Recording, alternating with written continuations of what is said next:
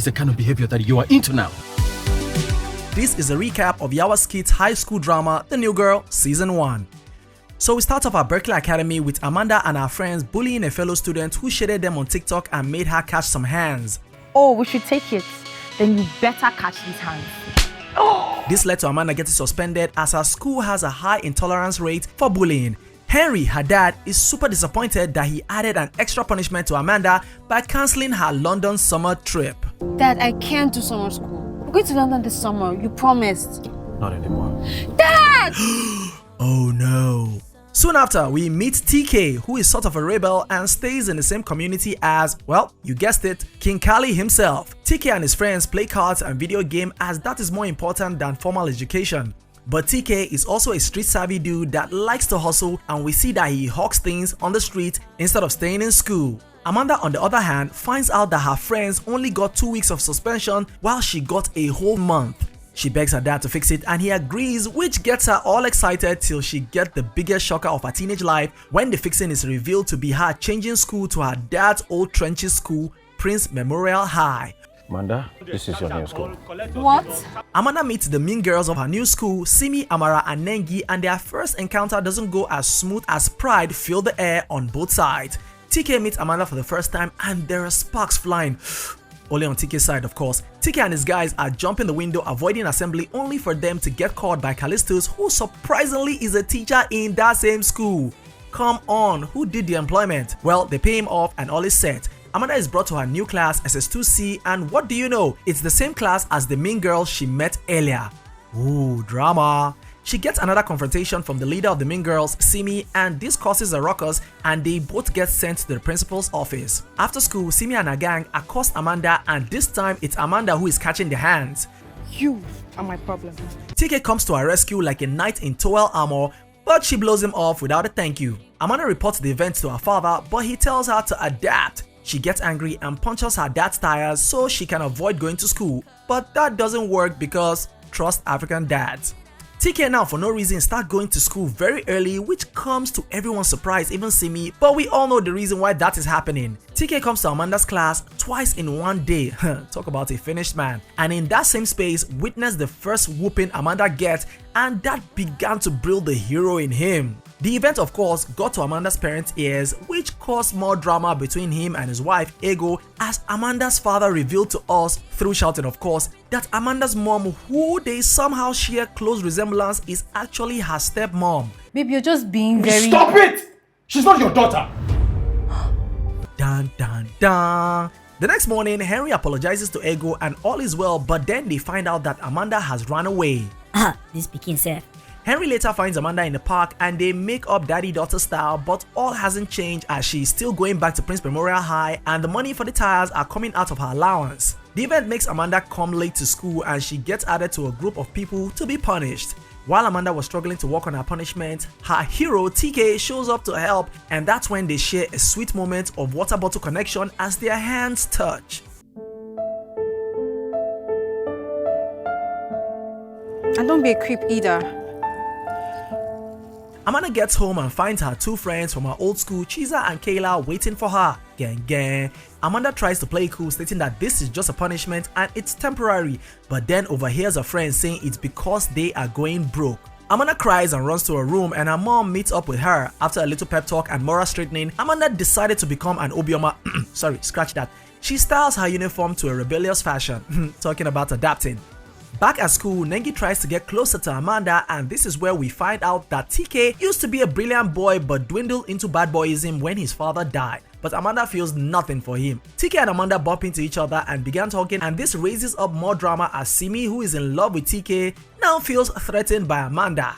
TK can't stop thinking about that water bottle hand touching moment that he decided to start dressing well. This comes to the shock of his friends and also the teachers, as TK also decided to change classes to Amanda and Simi's class. Oh wow. TK is told that he has to write a mock test in 2 weeks and he goes to ask Simi for help. This boy. Simi gets all excited because now she'll get to spend time with TK and her girls are happy for her. Now, back to the framing. Simi and her girls planted Simi's calculator in Amanda's bag to the disapproval of Nengi, and they almost get caught by Tayo, who is the class clown and troublemaker. The case of the missing calculator is presented and is found in Amanda's bag by Simi. Oh no. Can you imagine? imagine. Who find her to the thief? Amanda is labeled a thief, but that label doesn't last long as TK comes to save the day, claiming he put the calculator in Amanda's bag after it was given to him by Simi. TK goes to confront Simi about the planted calculator and she pulls a feminine manipulation on him, but all is forgiven when Simi goes to TK's home to help him study for the mock test, claiming she's a better friend than most. TK's mom is wonderfully surprised and thanks Simi for being a good friend to her son. Amanda finally decides to confront Simi about the calculator saga and they're about to go on it Mortal Kombat style and a declaration of war is drawn. Do you want to fight me? Is that all you got? Fights? Yes, to reset your stupid, ugly-looking brain. And I swear I will beat the hell out of you. You just said the battle line. Consider it crossed. Back in class, while they are having an agricultural class, Amanda's phone rings out and it gets seized. This makes the whole class to be searched and have their whole phones confiscated with the help of Callistus. Simi and her girls find TK and Amanda being cozy and Simi is hurt, but her girls tell her to go after what is hers by sending TK a love letter since she doesn't have a phone. Now in class, Master Khalid tries to make a student go buy food for him during class hour and Simi questions his method as a teacher and this makes him to the whole disappointment of the entire class to write a test. Later on, Simi is struggling to find the right words to write on her love letter, but then Amara comes in with some Hey girl, how's the letter writing going? to inspire her. Simi writes a letter and hides it in a Shakespeare play to give to TK, but oh no! The letter falls without TK knowing and lands in the hands of the last person a letter like that should ever fall into, Tayo. Tayo later reveals to Simi that he has her letter and blackmails her into things she must do for him. Simi tells Amara about this because why not? Simi and Amara go through Tayo's bag to find the letter only to be caught by Amanda. Simi tells Amanda all about the letter and the blackmail and Amanda, just like one high school Jesus, decides to help. Come on, isn't she your rival? Amanda goes to Tayo and pays for the letter and after claiming not to want to read the letter, finally does read the letter and she feels a little jealous. Amanda gives the letter back to Simi and Simi thanks her but lets her know that this doesn't mean that they are friends. I hope because of this you don't suddenly think we'll become friends. I wouldn't dream of that. Better. Emeka and Pere are waiting on TK for the game competition but he's a no-show because he's out hustling. TK passes his test and gets into SS2C and Amanda is the first person he tells passing Simi, but when he goes to tell Simi about it, she hugs him tightly twice and now we can see the full-blown jealousy in Amanda's face. Cheer up girl. Simi then apologizes to TK on how she spoke to him because she now realized he didn't read the letter at all. Well, she didn't tell him that. Meanwhile, TK's guys, Pere and Emeka, are being mad at him for not showing up at the game house and making them lose, but TK's mind is way occupied with the thoughts of Amanda and they walk off without him.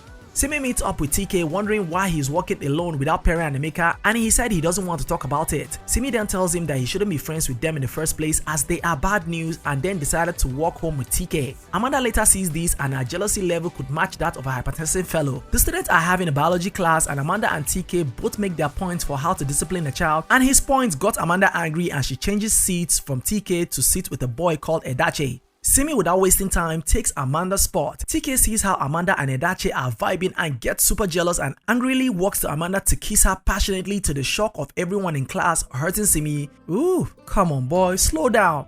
But it was later revealed that it was all in TK's head. I love you. I love you too.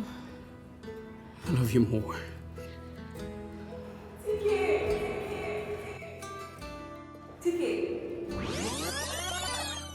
TK. Master Kali gets suspended because word going around about his antics and extortion. Meanwhile, names are shared for who will represent the school in a debate and they are partnered up in pairs and Tayo picks Amanda's name and TK picks Amara, but later switch and gave it to TK for the price of 500 naira. Tayo is having Master Kali kind of antics. Simi then asks Amanda to drop TK as her partner, saying because they are friends, but Amanda refuses and claims TK is her only friend.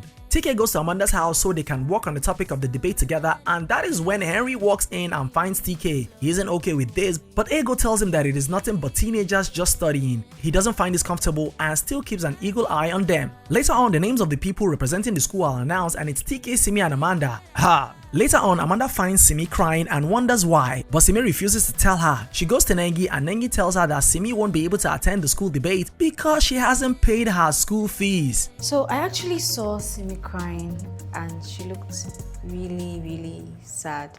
She just found out that she can't go for the competition. Why? She hasn't paid for her school fee. Come on, girl. With all this pride. And just like the high school Jesus that Amanda is, Amanda tells Simi that she's going to get her father to help pay because she feels Simi deserves to be in the competition. Amanda asks her father, and this blows his mind as he's seen how his daughter is changing for the better. The trio wins the school competition and hooray, everyone is happy. Later on, TK takes Amanda to the school love garden and they almost share a kiss before Amanda dramatically runs off. Simi thanks Amanda for her help and apologizes for being mean all this while and decided to be friends, and they hug it out to the shock of Amara, who doesn't find this development funny. Of course, you're becoming friends. But not if you want TK. She has eyes for your boyfriend. Simi, can't you see it? TK and Amanda both daydream about their moments together. Simi hugs Amanda in front of TK and even he is confused as to what is going on. Things are going fine as Simi and Amanda are no longer beefing, but Tayo warns Amanda that they are all snake and that she should be careful. This is an unholy alliance.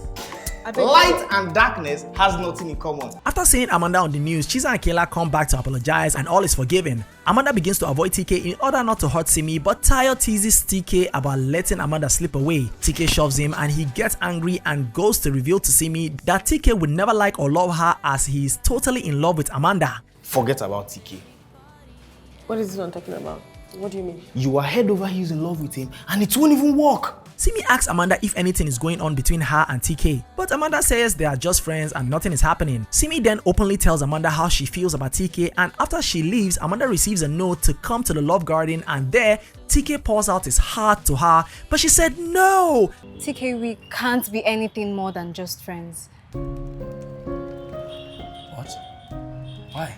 Simi likes you. I don't like Simi. I like you. I want you. I'm sorry, TK. But this doesn't change anything as Amanda walks away, breaking his heart. Simi uses an opportunity to drag TK to a corner and kisses him, hoping he feels the same way. You didn't feel the spark? But since there was no electrician on board, he says he sees her like a sister. I see you like a sister. I'm not perpetual. Simi is hot and tells TK that Amanda is out of his league, and this upsets TK that he shoves her, walking away. Amanda is beginning to feel lovesick and asks her mom how did she know she loved her dad. Her mom tells her that it is different for everyone.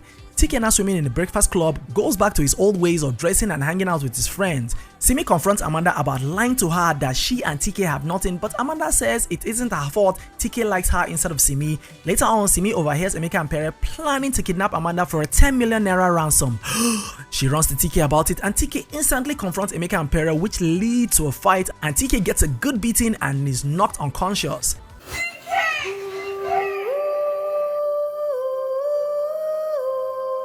Simi and Amanda are in the hospital and Simi reveals the kidnap plan, blaming Amanda. Henry gets note of this and this breaks him as he blames himself for endangering the life of his daughter. TK wakes up and finds Simi and his mom at his side but asks for Amanda first. This is where his mom gets to first know about Amanda, with Simi saying she's the blame for his condition. Amanda and TK text each other and promise to see afterward, but when TK got discharged from the hospital, Henry refuses to let Amanda go see him after promising her earlier, blaming TK, saying he probably gave his friends the idea to kidnap her in the first place after he came to their house to spy. You sent me to that school in the first place. You drove me to class every day with nice cars. Of course, everyone knew my dad had money. I could have been a target to anyone. You put my life in danger, not him. Back at TK's house, while he's expecting Amanda, his mom questioned him about Amanda, blaming her for TK's situation. But then he gets a text from Amanda saying she is sorry and can't come over any longer. Now thinking all is well, Amanda dresses up to go to school, but Henry tells her that she is no longer going back to Prince Memorial. And without much force, Amanda agrees. This now raises suspicion with her parents as they order the security to not let Amanda out of the house or let anyone in besides them. Back in Amanda's room, she makes an emergency call to her girls to assemble Avengers style, but this time it's Hannah Montana. I need you in my house right now. Hannah Montana style. TK is now sitting all by himself, missing the presence of Amanda in class, and begins to reminisce on their time together. Chiza and Kayla show up to Amanda's house, but they are refused entry. They later bribe the security with a 5,000 naira promise and he lets them in. Amanda swaps her clothes with Chiza and they plan on how Amanda will get to TK, and they set out distracting the security and handing him the 5k. As they drive up in what seemed like a Bollywood K-drama moment, TK cabs drive in, making them miss each other by the whiskers. Come on, man. You guys have phones, you could have just called. TK stands in front of Amanda's gate and walks towards it, and it cuts till the end of season 1. That's the full recap of the YawaSkits hit high school drama, The New Girl Season 1.